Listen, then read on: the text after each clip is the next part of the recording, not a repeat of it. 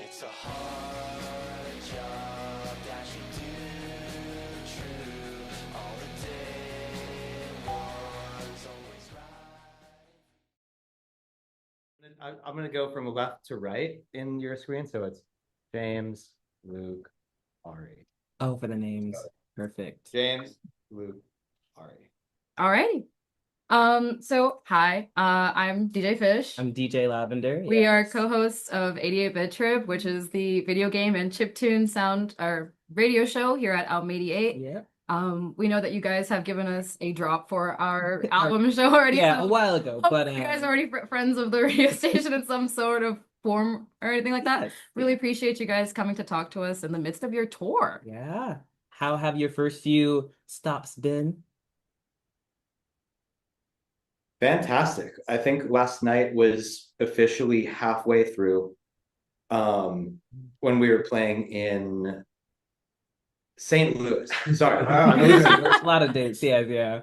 It's a dramatic pause. Yeah. He's the one that knows every place we've ever played, like down to 20 years ago. So weird to see him hesitate like that. It is funny to be forgetful of where we are. Like I'll speak for myself. Date, day, and time have kind of disintegrated for me a little bit. Like I know that I'm supposed to be here right now. And that's about it. Like, everything around it. Are you guys beginning to enjoy the cities at all? Yeah, that's been huge actually. Like we're on a bus for the first time, so we have free time in the mornings. Like we wake up in the city we're playing in, and we get to. There's a cheese festival happening up the block. We got to go see the cheese festival. Beautiful. I love I don't want Heck tickets. yeah. I don't know. Hey. Wow. All right. So we're gonna transition to some questions for you guys.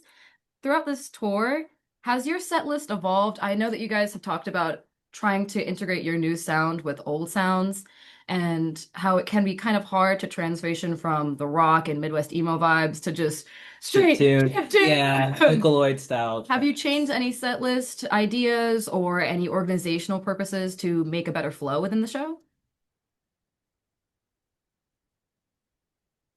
I mean, I feel like we haven't played a consecutive same set list yet so far. I think we keep kind of tweaking it and trying different things.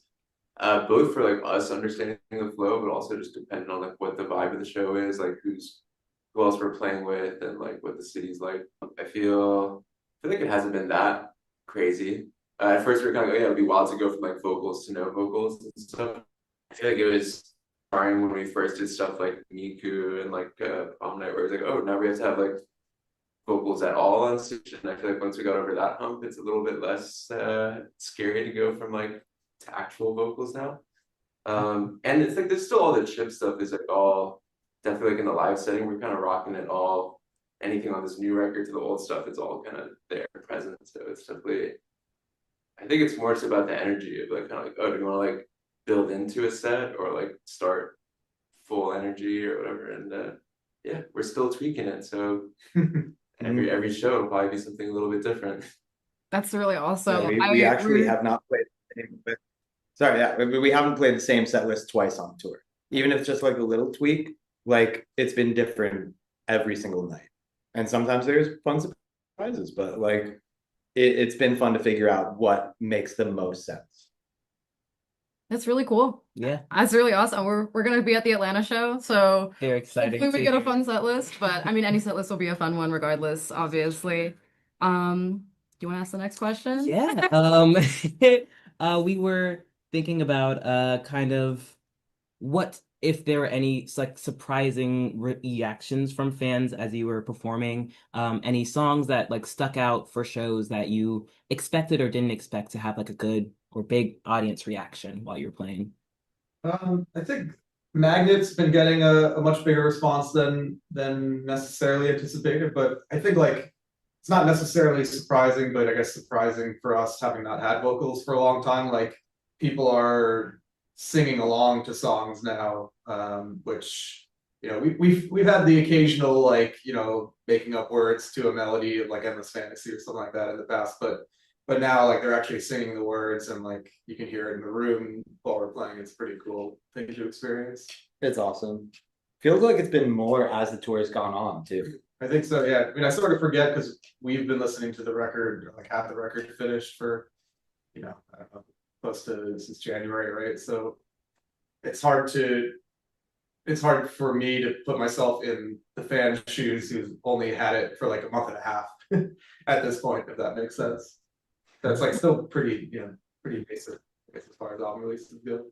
In Chicago like 2 nights ago or something, I feel like there was like a pretty consistent throughout the whole hour-and-a-half set, constant mosh pit in the middle that was specifically sick for like some of like the slower songs we're playing too, like Rage and stuff. We're kind of like playing some just kind of like pretty little ARP stuff on the guitar, singing kind of soft, but it's still like the pit. And they're still happening. going off, Yeah, yeah. that was dreamy. I think you for sure are gonna sing like every word to Darcy. I like Sure, Darcy like- and Buck Wild are my two that I've been looping a lot. So Be screaming Light A. yeah. More people singing, the better. I was browsing your Reddit, and there is a very large consensus of Anamanaguchi live is insane and not the same as recorded. Is there any differences you make, or is it just the fact that live music is generally better, or do you add your own specific twist, do you think? I think so with Anyway in particular, I think there's a couple things happening. One is that with the new record, we wrote it and recorded it with the intention of it feeling as though we want the listener to be feeling like they're in the room with us, like as personal as it can be in that sense.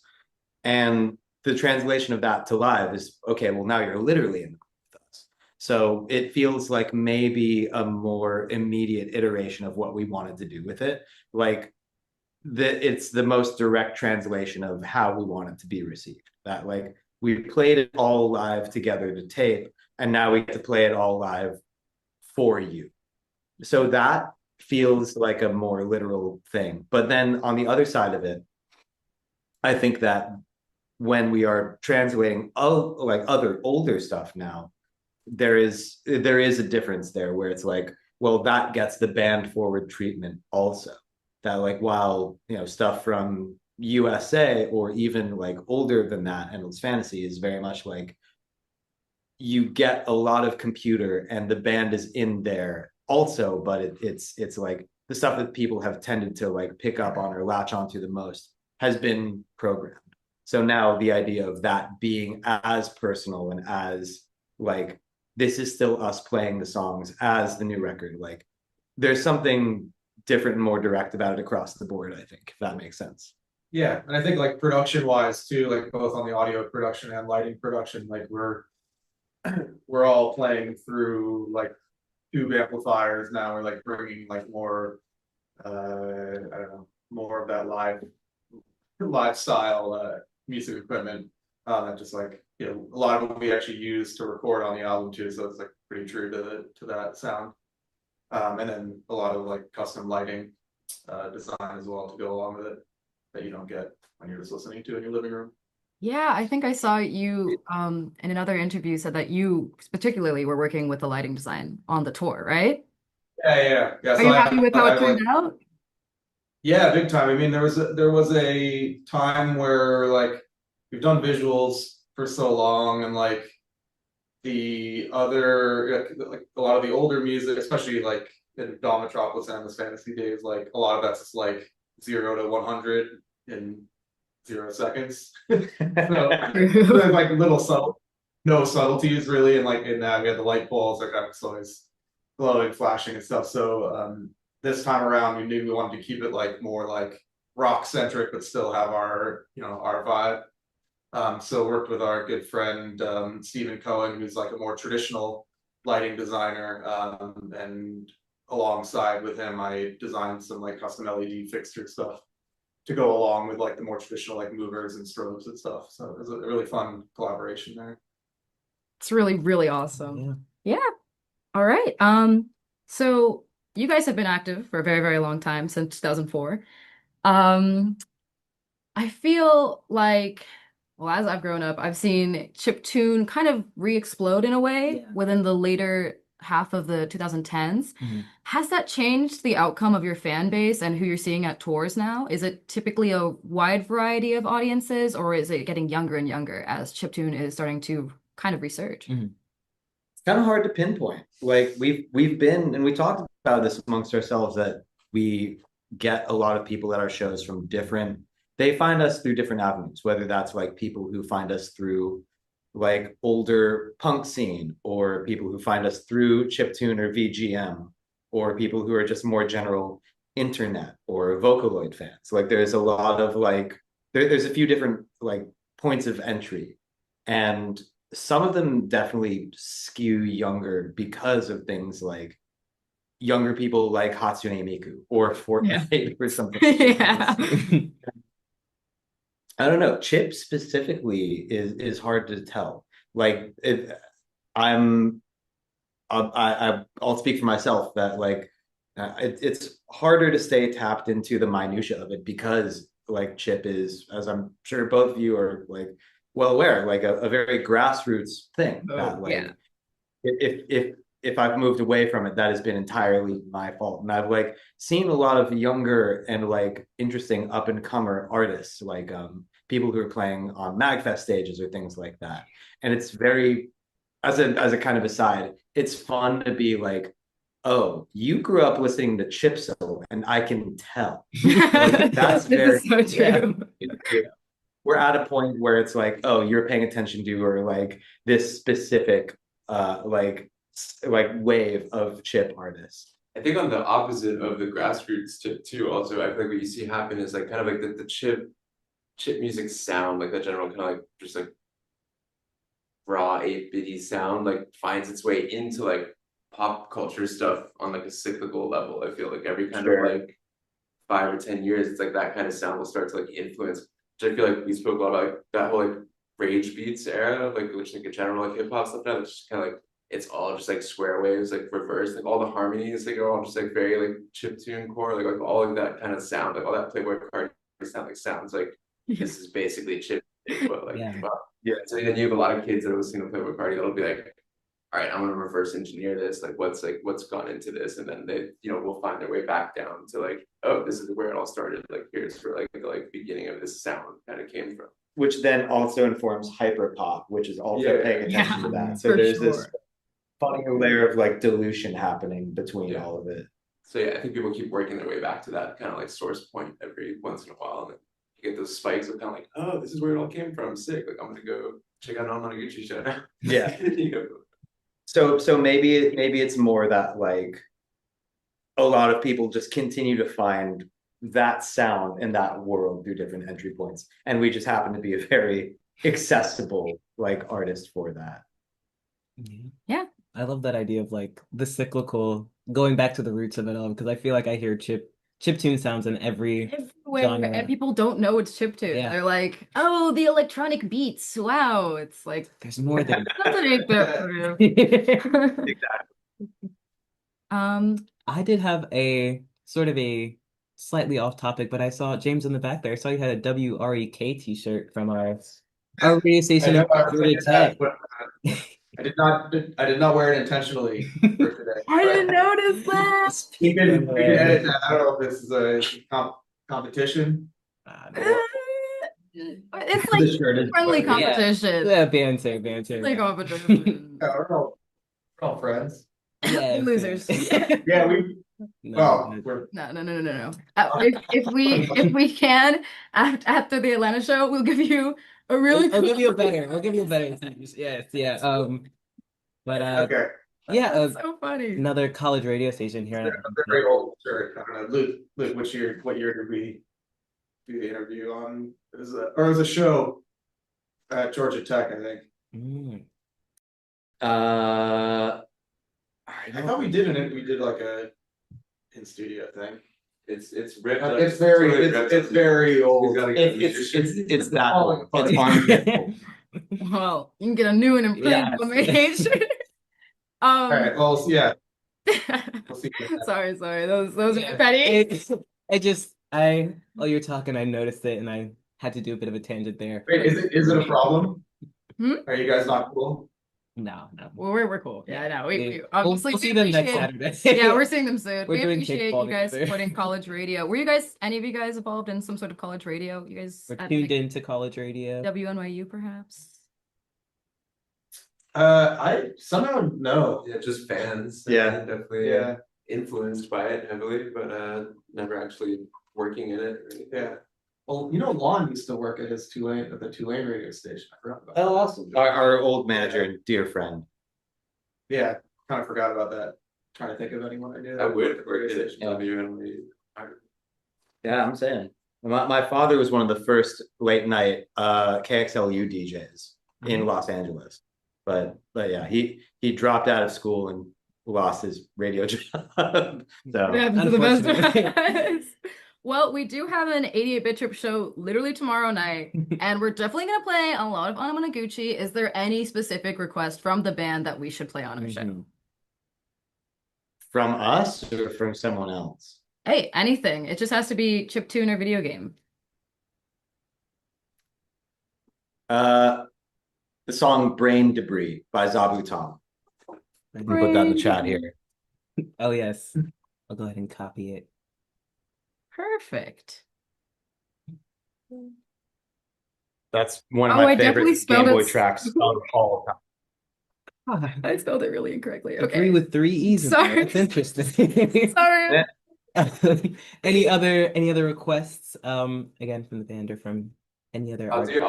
do the request of ours, which is the indulgent one. I'll say this one has been probably like in the top 3 most fun to play live, I feel like, which is the cover we did of Miss the Rage, the Mario Judah track. We've definitely played that on the show. When that song came out, I was looping it all day. I don't know. It cemented in my brain. I'm glad to I hear. do have a personal question about that song though. When DJ Lavender played on the show for the first time, I guess I've only ever heard the version where the guy is screaming. So I noticed that in your cover, it's particularly calm, actually. The way that the vocal performance is done, it's very I miss the rage, which is still awesome. But is there a specific reason for that, or is just what you felt like doing? If you at the show, you'll definitely see it too. Like it's we have it just like build basically. Like we felt like the drama of that track was just like really it's like a loop that feels so good to just like sit in that loop for so long.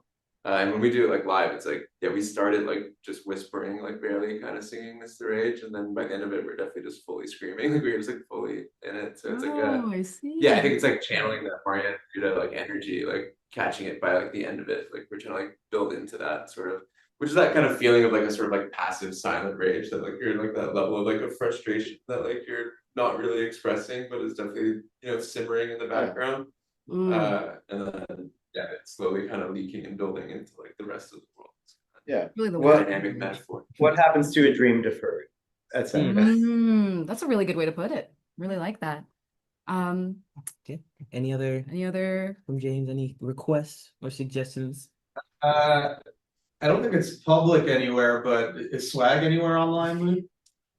Did we put it in that mix, the NTS? There's a lost interlude from USA that has never seen the light of day. We can send you the We can send you the link. Yeah, It's called Swag, and now that Bieber's got an album called Swag, it's time to let Swag after that. That's so Yeah, cool. what's a good email to send something to? Can you put it in chat? Yeah, Yes, for that sure. would be awesome. Yeah, y'all get an exclusive. Why not? See, Rec could never do this. They would. They can. I have a bit of an interesting question. I'm not sure if it'll come out the right way.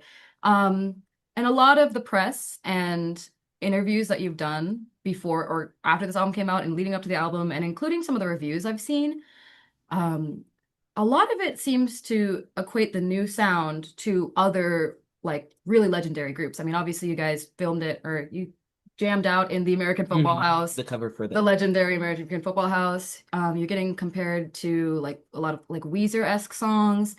You released the Mr. Rage cover and then a Nirvana cover and things like that. Obviously, these artists have really inspired your new tracks, but do you want to ever create a sound in upcoming projects where you try to create your own sound where it's not being in a way like, is it a disservice to constantly be compared, or is it more of an honor?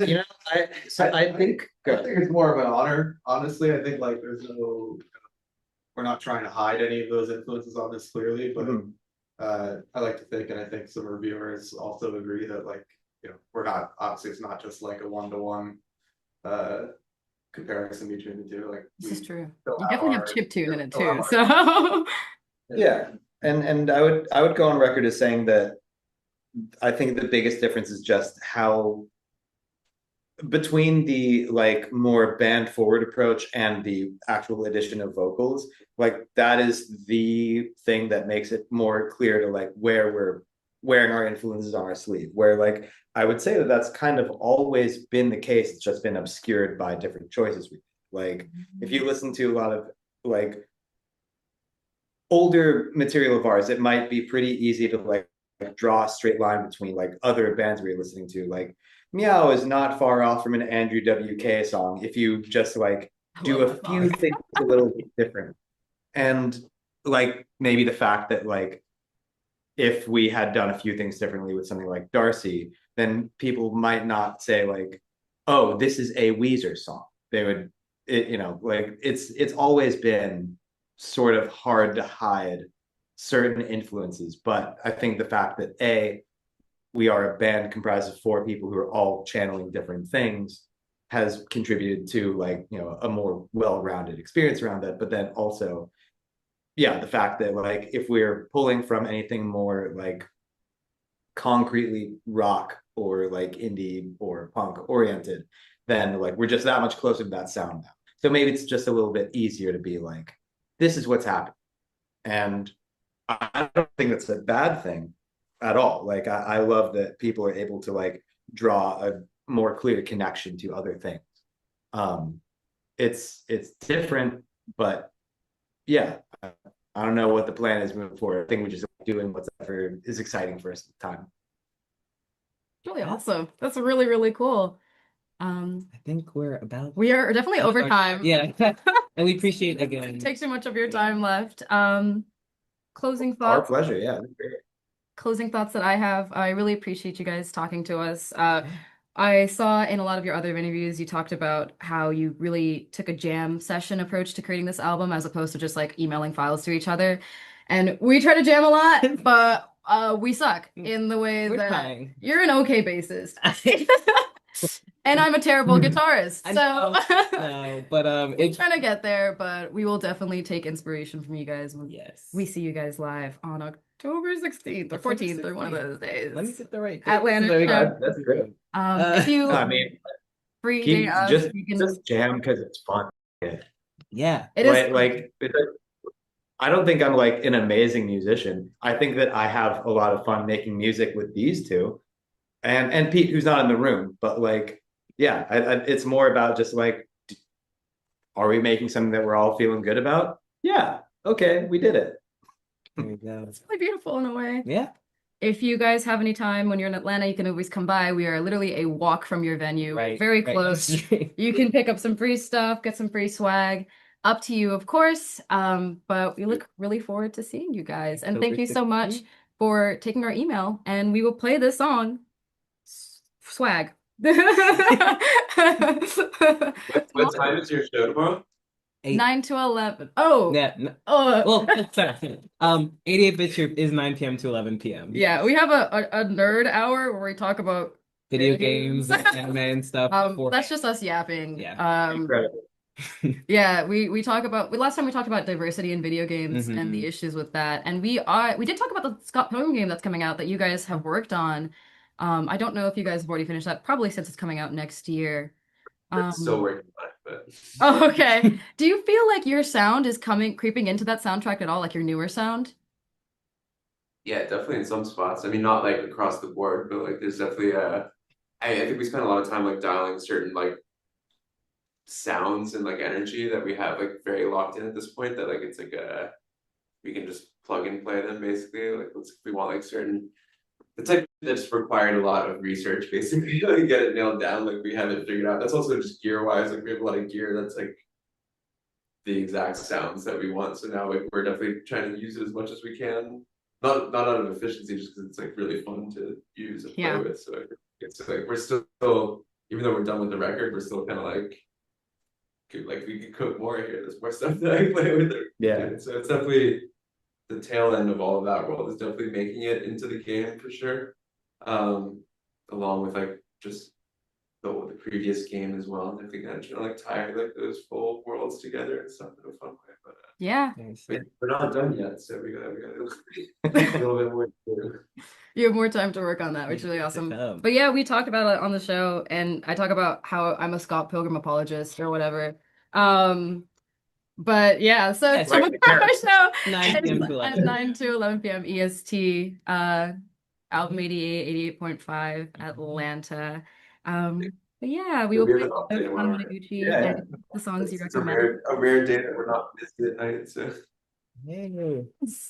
That would be really awesome. And once again, we would, of course, extend the invite to you guys day of tour. If you want to check us out at our radio station, if you have time, get some free stuff. But yeah, thank you so much for taking your time, and have a great tour stop, whatever your next tour stop is, or wherever it is. I guess you don't really know at this point. Minneapolis? Yeah. Today we're in Wisconsin today.